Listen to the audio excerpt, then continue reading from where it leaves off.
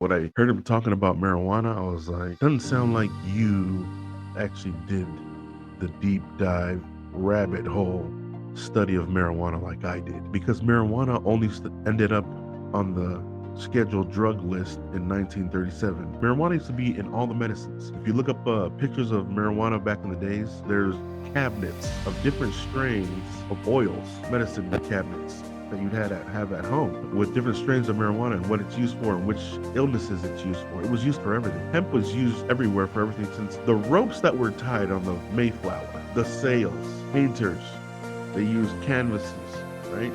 Cannabis, can that's where the word comes from. A lot of it was made out of cannabis back then. And so the clothing, right? On the old $10 bill, on the back of the old $10 bill, there are farmers harvesting hemp to use, right? Marijuana was big in the world back in the day, before 1937. And once the drug companies in its infant stage wanted to make medicine, they thought it was impossible to make medicine. We can't make medicine as marijuana or as cannabis. They didn't even call it marijuana back then. Marijuana, they got that word from Mexico because they called it marijuana, or there was a weed back then that they called marijuana, or they called weed marijuana. The Americans were calling it a weed to demonize it. The government had to demonize cannabis in order for them to start up what we know today is as Big Pharma.